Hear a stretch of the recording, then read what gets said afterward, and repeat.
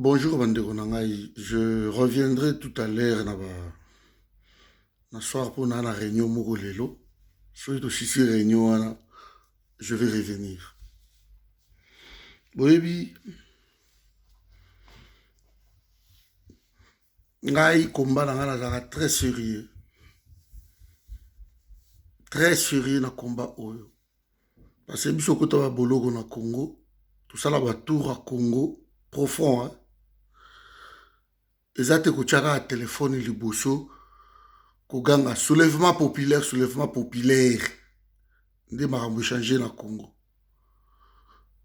Bandeko ozomona wana nyonso tu baosalaka makelele bango bana température ya kobenga bato bakolabo. Bandeko wana baguta ata boloko te na Congo, bayebi te qu'est-ce qui se passe. Baosala bakomba na bango ya telefone atie video ya bando tia makelele balobi komba bamisu bavandaka na ndako, meme marche ayaka te, meme manifestation moko bayaka te. Komba na yeza ya ba commentaire na se ya ba video abi wana eza komba. Soki bobengisi bato ke boya to sangana to trouver solution na Congo bayaka te. Et bandeko na biso peuple mokonzi, ce sont parmi des gens qui empêchent les autres de venir. Biso oyo tokenda osamba à cause ya bandeko wana. Je reviendrai peut-être dans les détails plus tard. À un moment donné, il faut arrêter. Il faut mailler les côtes. Balingara te ko sangana to structurer combat. Pourquoi? Parce que ceux qui combat ils ont structuré, peut-être même sous barombo la nate. Si posez-vous la question, tous ado batamayele. Bolobi que non, na combat mokonzi azaka te. Toko sangana te combat voilà. Mais bolingi bo imposer bateau façon oyo ya combat na bino. Posez-vous juste cette question. Parce que soki balobi to sangana to bunda combat moko bolingaka te. Total comment avoir des ramifications na terrain bolingaka te. Mais bino boza ko empêcher bato mususu ba bunda combat oya bango. Pourquoi? Parce que bolingaka te to sangana. Soki toza structuré to sangani, il n'y aura pas de problème. Toko bunda biso to combat moko. Moutouna moutaza na combat d'ailleurs, selon bino. Moi, j'ai toujours prôné pour l'unité. Namoni bandeko musu bazo sala ba vidéo awa. Il y a dans pas longtemps on a appelé tout le monde, bato ba Londres par-ci par-là. Bango tout il fallait baya. Ba raison ba benganga na ba téléphone nanga je garde tout ngai. Oh non azo kende anniversaire ya moi na ye. Ah, nga nazo kende anniversaire ya ndeko nanga moko boy. Ah, nga na boulot moi été na remplaçant ki mutu boy. Makambo ya Congo bazwaka toujours tenté. Ah, nga na kende fête mariage master nanga moko boy. Nazwaka ngo c'est ça. C'est un peuple festif, balingi feti. Balingi loyenge, balingi sentiment. Makambo ya mboka bazwaka ngo sérieux. Baboke tu ba iso awa, makambo ekaki ya ba Laurent Sokoko.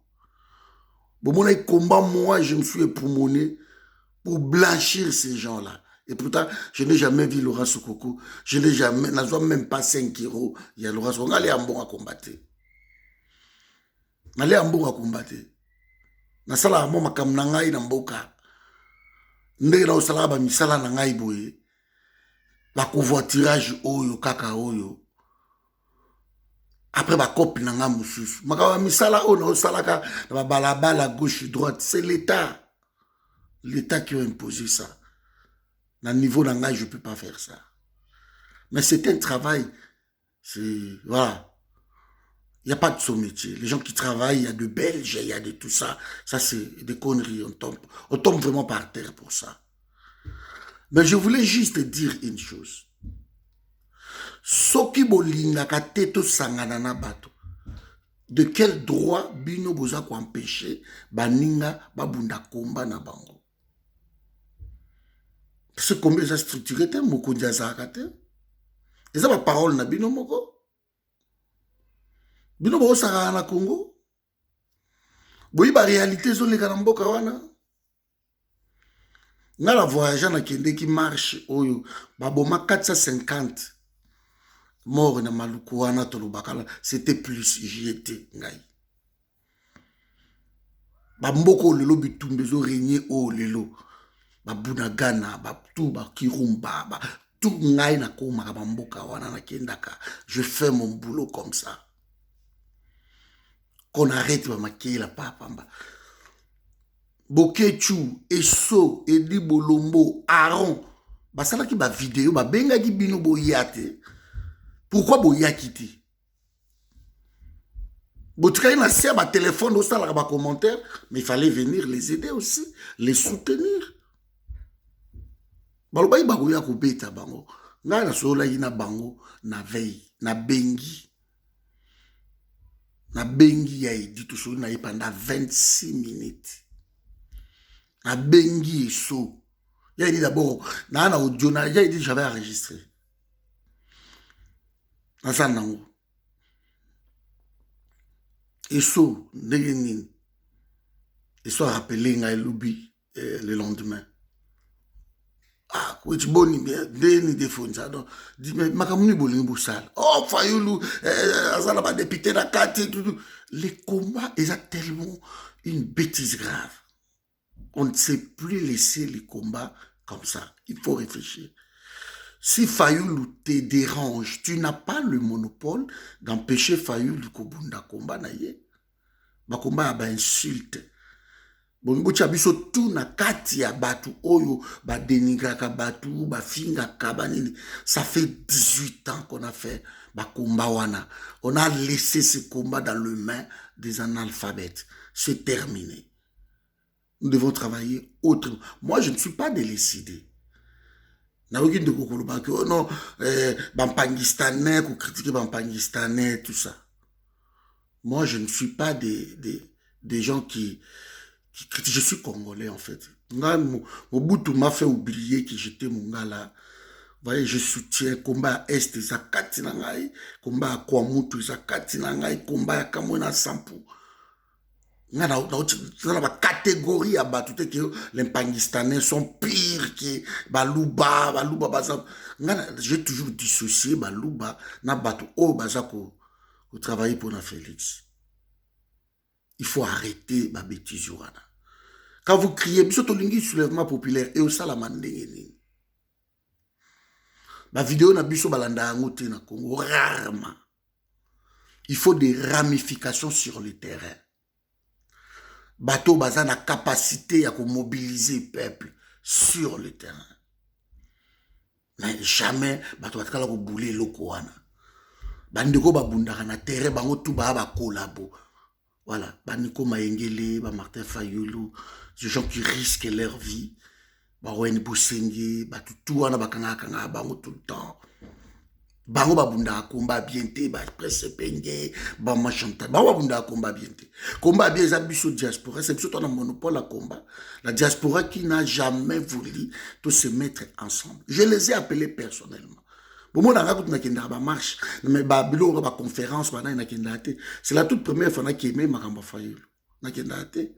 Mais ça, je suis allé, je les ai appelés le matin, la veille, boutique Kabiloko, ils n'ont pas voulu, en tout cas cette fois-ci, je vais peser de tout mon propre loco en salam.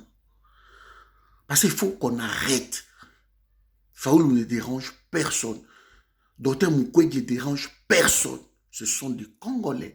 Soki Ngai, Soki Fabien, Soki Kerwin, Soki Zoro, Soki Pichu, Soki Biso, tout le monde a collabo. Tout le monde a bien parce que l'élection, qui vous dit que moi j'ai soutenu les élections? Moi j'ai jamais soutenu les élections. Mais la PC alternative nini pour sur l'élection ils ont tout ça la nini. Oh, l'élection à Kendaka, t'es Soki Mbokeza occupé. Je suis très bien d'accord. Mais si vous ne voulez pas mettre les siens, à force pour Tobengana Bango en 2023, et ce sont du même médiocre, on continue le 2028. Et puis, on va crier dans ma vidéo, Ingeta, ceci. il faut trouver des gens au bazana na mboka et bato za ba fayulu oyo au bako mobiliser ba docteur Mukwege. Quand vous vous permettez d'insulter docteur Mukwege, non écoute fayulu lobi ko lobango que laissez docteur Mukwege tranquille. Ce sont des Congolais. Façon na bango bako ki bango façon na bango bako ko zo pouvoir ezaka ba élection. Bango ba politicien. Yo za combattant, yo za résistant. Comment yo lui imposer politicien façon na yo ya ko rivoir. Ya ko tire bato bazo mindu kiti. Ce qui vous communique na compréhension wana te, c'est votre problème. Ba langage to lobaka ba bo imposer ba sango yango. Et au simba te bango bana ba langage na bango mususu. Alors bisonde il fallait to sangana pour to sala quelque chose. Bisonde to sangana to pesa idée moko ko sangana pe bolinga ka pe to sangana te kaka bino oyo so ba bito sangana rien vous êtes dans des scandales par-ci par-là gauche et droite. Alors les gens qui ne veulent pas ko sangana pour to la solution ne donnent pas de leçons à d'autres. C'est ça ma conception. Ça fait 18 ans on court derrière makelele ba bloc on a tout le combat a réussi. Ko stopper combat to combat pour la musique pour la bêtise je répète bino bandeko oyo boza ko crier biso ba collabo biso ba bobo c'est bien beau nde bozo sala mais lobby fallait bo landa bandeko nani so et boketu botraki bango moko bazaika 4 personnes botraki bango moko boza pe na Belgique boza na France boza na nini babande ko sala bambela na bango depuis longtemps. Pourquoi boya ko sunga bango te? Pourquoi boya quitter? Parce que la réalité est que boya kate bande ko wana balinga ko yate bavanda na bandako bakoma na bango eza na se ba téléphone na ba commentaire et bakanisi ke wana eza komba non. Il fallait venir, il fallait être même une trentaine, quarantaine, et ils ont un impact sur mon boy. Boya kite botiki bango moko. Babo kechu, ba eso, ba edi bolombo, tout consort. Personne n'a dit qu'ils n'aiment pas leur pays. Ils aiment leur pays. Mais leur façon de le faire là, d'imposer tout le monde marche moko basur alors que tous ensemble étaient. C'est impossible. D'accord, je propose l'alternative. C'est aussi simple que ça. Jantini Ngobila ou tu koya awat. Asali makamuna e kimia mutumo ba le kite. Ba mobiliser ta batute. Jantini Ngobila. Le sanguinaire, le tueur de Yumbi de là-bas. Auto sa makamune awa kimia muta déranger à zate. Billy Kambale. L'UNC, je parle na Belgique, bravo, bande quoi Paris, pekisa ki bango kuna à Paris. Mais na Belgique, ba leader wala pe bazaika ni un silence total. Fayulu non, to telemi boya to ko panza. Ça n'a aucun sens. Et ngala soli na bango na audio na o tiango. Et c'est Fayulu aza collabo. Oh non. Aza collabo te mais pourquoi bongo ke no panzani na ye? Oh, parce qu'il nous distrait. En bon? Alors, distraire Bino par rapport à quoi? Oh, il faut zonga na Congo. Il ne peut pas tourner ici, en Europe, en États-Unis, par-ci, par-là. Alors, perdre du temps. Mais Faoul vous fait perdre du temps. Comment? Parce que Bino Bofing na Bino Faoul. Faoul ne vous importe peu. Maintenant, lui, vous fait perdre du temps. Comment? Et c'est Faoul vous bloque. On croit. Ça va passer. Bino peut vous appeler plus fort. Ba vidéo na biso ekomaka na bongandanga ekomaka na bulungu ekomaka na mwine ditu ba vidéo biso sala koyo ndezawa omoni vidéo oyo ekende ti na kanyabayonga ekende ti na paikongi la vidéo oyo ekomata les gens là-bas ba biso ba même pas na ba téléphone Android ce sont ba Fayulu wana ba tourner bazo sala ba message yo bazo do ba peuple azo yo kamale malende. Il y a un combat où tout chacun moi mayele muké. Et là il y a trop de sentiments, il y a trop de bêtises. Quelqu'un qui va dans la vidéo na a lobby ouais boya. Et so boké tu vous étiez seul. J'avais dit ceci. Baloba ki ba oya ko panza ba beta biso bazaka 4. So isuko ki non ngana décidé. kino bapeti na ngai oyo baza na kati ya forum wana bobima mpe bobeta bango bobeteke kombe bebi. Mais je ne peux pas faire ça. Baza bauti kobunda wana ba maître Tirbo awa boketu na baesu ngai mutu na ki ko calmer yango maître botika biloko oyo esu botika ngai esu afinga mama na ngai. Maman oya bota ngai esu afinga ye. Et pourtant ma mère elle est morte. Patrick tout fille à maman na yo. Pourquoi ba finga ngai ba kotla boketu? Oui pourquoi? Parce que na pekisaka bango Laurent Sokoko. Rien que kopekisa bango Laurent Sokoko ba finganga mama oya botangai. Lelo na minute tozoloba awa bazana Laurent Sokoko. N'est-ce pas kanga Patrick? Na côté la bino non côté la bango côté la. Parce que la monnaie que non soki ba toucher bango ba toucher combat. Mais ils ont insulté ma mère, maman abotangai. Ba combat ba insulte wana ba biloko wana tout. Yiko ko finga mama o abota mutu. Na la finga ta leki o ala ndinga na simate. Na finga ta leki moko ya quartier te. J'ai été éduqué, je suis bien instruit. Combat sur eza mayele te, eza ko finga ka bato. Bande ko wana c'est clair. Ils ont fait des insultes, leurs marques de fabrique. Ce n'est pas bon. Dans un combat. Nous sommes des bantous, où ils ont honoré bateau. Ce n'est pas bon. Nous avons dit que sangana. Tout le solution pour la Congo, la réunion tout, vous boycottez. Vous avez conflit partout, trop de conflits. Na combat, tellement de conflits que le commis, s'il y a un problème, les gens ne veulent même plus venir. À cause de conflit au boutier. Vous avez une énergie, mais ça, intellect. Le cœur parle, ça, intellect. Vous tous, et sobo, et boketu, et cordon, vous vendez la bandaku na bino. Vous avez la vidéo pour vous commenter. Vous avez qui combattant na bino, na se ba vidéo. Mais tant que vous boketu, vous avez kei lion, ko bunda kuna. Yo ke na yo anniversaire. Yo ke fête ya na yo.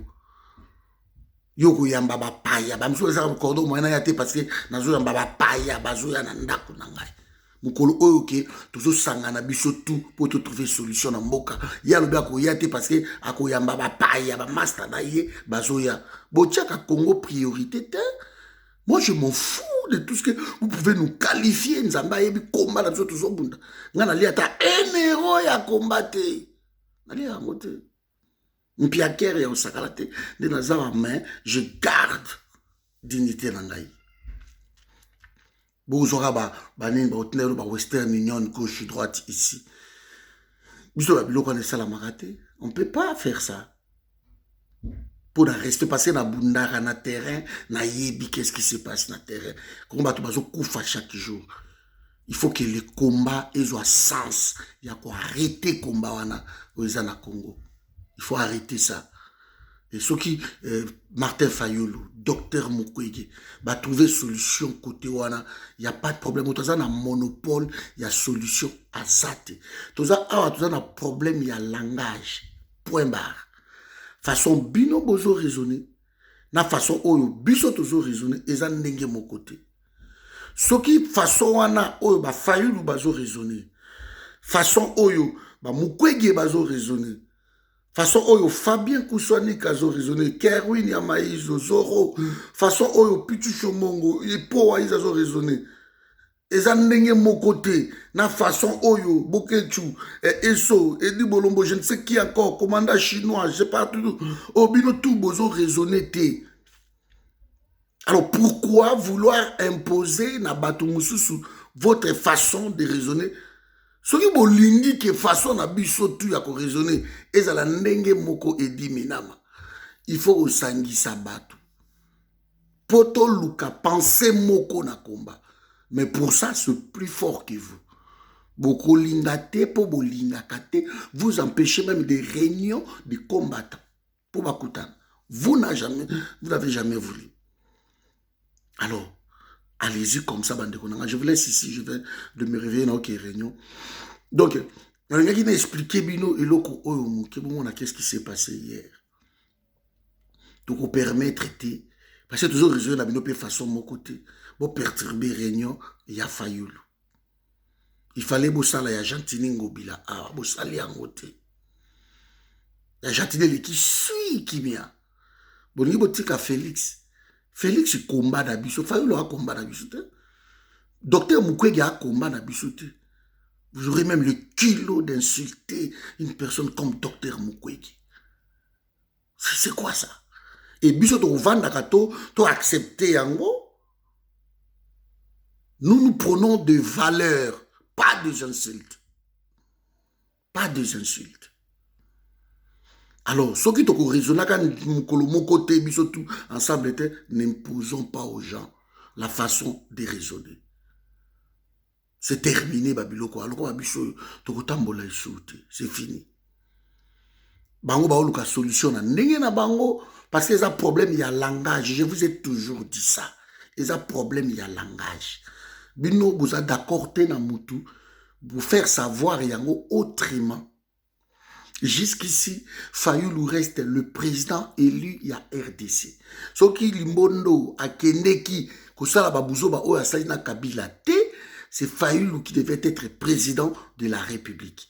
Et ce qui Fayulu n'y a tambusa Congo, mais Limbondo a tambusa Congo oyo bisoba oto na tote les mélayer toujours ndei na osalamolelo. Mais ce n'est pas le cas. Cet homme nous a pas trahi. Bolobiango qui n'est pas collabo. J'ai l'audio qui n'est pas collabo. Mais vous faites faire perdre du temps. Bilo kanisi na Congo wana. Même Etienne Tshisekedi, atikala ko bimisa bato ke bo kende bo panza bo sala bo pesa ba exemple par Etienne Tshisekedi non. Bo pesa par exemple ba peuple mususu Mali, Tchad et l'autre tout. C'est bien bon le bango tout, mais l'étude sociologique, il y a ba peuple. C'est beaucoup bo sali yango pour comprendre que de l'autre côté là-bas, ce n'est pas l'occupation, mais chez nous c'est l'occupation. Vous savez l'étude wana. Vous voyez comment sortir de l'occupation? Pour sortir un peuple dans l'aliénation mentale. Et c'est un message fort, contraire. Il y a Oyo Bango, Bango. Pendant 20 ans, ils ont pourri ce peuple. Ils ont détruit ce peuple. Pendant 20 ans, ils ont condamné ce peuple dans le sens unique. Il y a médiocrité. Pour sortir ce peuple, il y a encore discours sous ce quota. Et ça discours, il y a beaucoup de maman batute, discours wane okotate,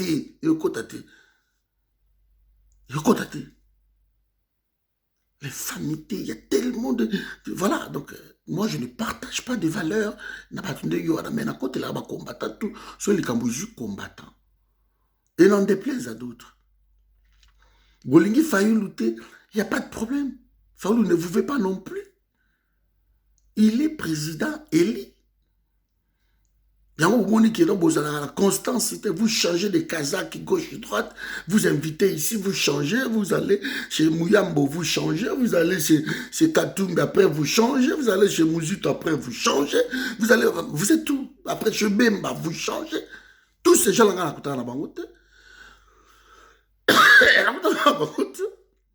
pourquoi? C'est ma façon de faire. Le forum est au Congo. Nous travaillons dans le Congo Synergie et ça la carte dans le bango toujours. Si vous voulez une élection, c'est bien, c'est votre droit. N'empêchez pas à d'autres. Nous avons la Nico Maïngeli, Lexus légal, nani, comment ça s'appelle, Serge Ouello, les gens qui sont là, qu'on les arrête, après Saint-Pengue, Alain Bolodjoa, ne les empêchez pas. Sayala. Ne les empêchez pas. Sur le terrain, Félix a arrêté plus que Kabila. Nadebi Amanda Naye. Félix c'est un vrai dictateur. On a proposé loi, il y a outrage, encore sentence. Pénalité comme sous Makassi. C'était un vrai dictateur. Félix, c'est les problèmes congolais, c'est lui les problèmes. Ce n'est pas Fayulu les problèmes congolais. Ce n'est pas Docteur Mukwege les problèmes congolais. C'est tout ce que je voulais dire, Bandeko. Je m'apprête pour une réunion. Donc, ce qui Bandeko, comprendre en côté, c'est votre problème. tokoki jamais imposer na bandeko mosusu mpe oyo baza na poto oyo notre façon de penser. Pepe mokonzi bokoki koempêcher forum et penser te, bokoki koempêcher comment CCDP et penser te, bokoki koempêcher CRC et penser te, Aparico et penser te. Vous avez eu des problèmes avec tout le monde, même Viengwanda, Akeina, vous avez eu toujours des problèmes père à son âme, avec tout le monde. Mais curieusement, soki balobi bon bino to bwana solution boya ka sto sangana bo pesa biso solution bolinga kate kombe ko tika na ba vidéo te ba ingeta non, nous parlons beaucoup ba vidéo les qui est belé, tout le monde fait des vidéos mutako tia vidéo na ya tchebo ba bikomba, c'est clair. Quand nous mangeons de la semoule ici, nous vivons tout ça tout bien, on dit oui c'est bon. Mais il y a des gens qui risquent leur vie sur le terrain. Ces gens-là, il faut payer ça bango respect. Vous imposer bango dans le terrain, de façon au bino bolingi. Biso tous exemples, tu n'as quand vous ne voulez pas que les gens se mettent ensemble, alors subissez, c'est tout. Bino bossa ko groupe na bino makasi bokende. Et je termine par dire na bandeko oyo Moussa na binoka ko commenter na ba vidéo na se boya kate nde ba boketu ba benga ki batu lobby boy fallait boya, c'est tout. Pourquoi boya ki ko sunga ba boketu ti, pourquoi boya kiti botikala ikala banda ko bovanditi moto kende ta suba suba kende kayu lobby ba misuba bazali lobby na ba fête ya bana, ba misuba bazali lobby na ba fête ba master, ba misuba lobby ba yambaki ba master na bango de makambo ya Congo eza important te pona bango, ata marche ba yaka te biso kenda ba marche ata loko ba kenda kate biso ba oto tia ba mituka biso ba tumba yango pona Congo mutuka mutu 7 place to tie yango stro invasion ba tumbi yango boyaka te, nous sommes au front. Nous étions là au front. Boyaka te, nous combat la bino zanda ko partager ko koma ba n'importe quoi. Ba misuku nde boza wana boy bilongi na bino bo bomba yango. Bocha ba fleur, bocha ba nzete, bocha ba aigle, bocha ba bilongi ya batu tout. Même ko laksaka elongi ya pamba bo laksaka te ba commentaire bebo. Mais tu es même binoté pour voir juste vos visages, tout le monde n'a même pas. Si le lobo banga kabobo manaka na seba ba profil moko boye pour commenter kaka pour alimenter. L'accent même longi na o l'accent ngote. Mais biso to l'accent ba bilongi, biso ba kanga biso. Nous sommes en danger, même ba bokechu wana ba eso, ba l'accent ba bilongi. Moi je ne réponds pas aux gens. Na répondre na ba vidéo te. Ils peuvent entrer ma côte dans le système maintenant ba insulte ba kofinga ba finga maman na ngande ba misala kofinga na répondre mututi. Je voulais juste éclaircir ma point haut. Personne n'a le monopole du combat, personne. Et quand vous comprenez toujours de travers, voilà, beaucoup toujours voilà. Je vis Thierry les commandos, Nanda Kuna, il fait des vidéos, des trucs sur moi, il écrit, la collaboration, ça, tout ça. Je ne l'ai jamais vu même dans la marche, jamais. Jamais. Au vent de ces vidéos, na obandi ko ganga, obandi ko finga, Nanda Kuna yo. Et si les chéris, ils peuvent kokawana, ba peshi yo meli. Ba pecho ba na mboka wana bazomo na passion na bazobi mazongi ta msonda ko bana eloka koliate. Il faut quand même un peu moins respect na batouana. Ah, toi la démocratie, kuna za dictature. J'en sais quelque chose. Pour avoir passé 17 mois dans la géoluana, j'en sais quelque chose. Alors arrêtez, bouvana qui bien. Prochainement, ce bande ko ba bengi ndenge wana.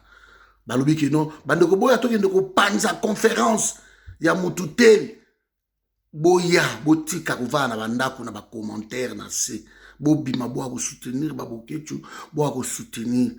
so babengi bino ke musique eza te biso toyaka bobima botikana base bozwa baraison te parce que bamakambo yango eyebanaka après 2 mois après 1 mois soki bolingaka Congo nde bopoza bajournée wana so bosalaka bamisu basalaka kutu te me bakoya na bango te. Ça c'est congolais tozwa nano pays wana au sérieux te. Alors bolingi bapolémique nde alimentaka bino de polémique bainsulte babiloko wana. Ça c'est congolais. Nous autres, non. C'est le pragmatisme, Sikoyo fait ça là. Je soutiens Fayoulou pour son combat. Fayoulou n'a jamais trahi. Fayoulou a collaboré. Je le soutiens pour ça. Il fait son combat qui est noble à Katsa Kounate. Avoir des députés dans l'hémicycle, mais vous n'avez rien compris. Mais nous avons un parlement. Il y a des collabos. Bango ba obenga ngo parlement ba collaboter. Tous on a problème ici à langage. Tous on comprendre le langage na bango te, bolingi bango ba comprendre le langage na bino. Non, bino boya na soulèvement populaire. Boya nango, c'est vraiment important. Nga na soutenir même soulèvement populaire. Je n'ai jamais été pour une élection, on a des tolobaka biso tout. Il n'y a pas de problème. Mais que celui qui mange ne méprise celui qui ne mange pas. Tout simplement, ma cacophonie autour de Oyo. Après 18 ans, il y a combat. On n'a jamais voulu nous mettre ensemble. Et toujours payer le prix. Ce que vous connaissez que le Congo va être libéré par des vidéos, détrompez-vous. Détrompez-vous. Ce que vous connaissez les vidéos, vous voyez et comme des petits barotés, les bababima. Détrompez-vous. Il y a toujours des gens sur le terrain, bazo risqué, et il nous faut l'élément déclencheur. Ce boulingi élection, naïsa gibino. Tout le monde entier boya to travailler sikoyo, to luka moyen nini, to luka lokola bango balingi ki na élection wana, to koyo ba élément déclencheur mi balé wana na élection wana. 1. Ba tricher, ba proclamer Félix Limbondo. Ils ont élément déclencheur, que ceux qui travaillent bien, ils pété. 2, bah reporter date wana ya ba élection. Ils ont aussi élément déclencheur. Alors bateau baza mayele, ba sangana ba travailler, ba préparer des wana. Tout se prépare, tout se planifie, tout se budgétise, tout. Ne nous amenez pas à combat à hasard, je n'y crois pas. Que les hasards fassent des choses, je n'y crois pas. Dans la rigueur, je me suis mis de l'ordre dans ma propre vie, dans les combat propre là. Je n'y crois pas dans ma rigueur, dans ma combat, il y a un hasard, Angelou bakokita, Angelou bakokita te. Oh bakoko bakobima te, basi bakufa basala combat na bango. Maintenant, nous les vivants, tokota ilaka bakoko te po babima. Nous les vivants, bato toka bo moyibo tozota la bo, tokoze la kate nzamba tinde la biso ba Angelou, ba ya kosunga biso na mopanga bakata par-ci par-là. Non, c'est notre boulot. Nous sommes une génération de sacrifiés. Pays wana zozanga tout, voici notre combat. Même acte de naissance à Pamba Oyo, aux Ouangote la pays, on est comme un problème. Pays en a permis de conduire. Et vous trouvez ça normal. On vole de l'argent à un niveau pas possible. Vous trouvez ça normal. Pays où on a sans même permis de conduire. Pays où on a passeport exacté, avion exacté, transport exacté. Il n'y a pas de routes, des autoroutes. Il n'y a rien. Ils ont un bâtiment, mon côté, au talibo, et puis bâtiment, on est ningisio, exacté, dans le pays où on a. C'est mal construit, Congo. Et le Congo exacté, dans le Congo. Ça, c'est mon combat. Quand quelqu'un qui veut qui nous fait perdre du temps, c'est Fayoulou. Non. Fayoulou ne nous fait pas perdre du temps. Celui qui nous fait perdre du temps, c'est Félix. Soit il a signé deal. Il est allé signer le deal, croyant qu'il a aussi quelque chose. On ne vient pas au sommet de l'État en stage. Il faut qu'il y ait des prérequis pour diriger un pays comme le Congo. Un pays complexe. Je ne rentre pas vraiment trop dans les détails. Merci à vous. Donc, vous comprendre, hier, je n'ai pas voulu perturber Babylon Koya Martin Fayoulou. Conférence Wana, c'était très bien. C'est un président élu qui n'a pas trahi qui que ce soit et je le soutiens. Tant qu'Aza toujours dans droit chemin, moi, je le soutiendrai. Tout celui-ci, Wana, tout qui Allemagne encore, un dîner là-bas, un dîner tout lié, tout sous l'eau, c'était magnifique. Et c'est bien. Qu'est-ce que vous voulez? C'est ça. Et quand il est en train de faire la tournée ici, Boyebi Moussala a besoin d'un secret de sainteté. C'est qu'il est en train de faire. Il ne fait pas ses conférences chaque jour. Bajour Moussou, Azan a rendez-vous, naïe, Bazou Sala Sala. Vous n'êtes pas dans le secret des saints. Laissez Dr Mukwege tranquille. Laissez Martin Fayoulou tranquille. Tournons nos armes contre Félix, contre Kabila qui sont là, contre ces gens-là qui sont là, qui détruisent le pays, contre Nicolas Kazadi, la façon dont ils sont en train de dilapider les deniers publics. Tournons-nous vers ces gens-là. Des gentils Ngobila, ils étaient ici. Vous savez qui est de l'autre côté. Alors, au Monimbalo, Batubalandi Binoti. Vous avez des stars, il y a des télévision, des stars, il y a des vidéos, il y a des téléphones. Voilà, les leaders, ceux qui bengi il faut baya. Ça, c'est un leader. Batu bayete. Pas oublier que vous avez dit que vous avez libanda na salle pour batu batundi. Parce que les gens ne croient plus dans le combat makelele. Il faut mailler ça là. Ça fait longtemps que nous combattons le même combat et les gens ne veulent pas. Qu'est-ce qui se passe? Va changer. C'est pas possible. Bonne journée à tous. Merci. Cordon.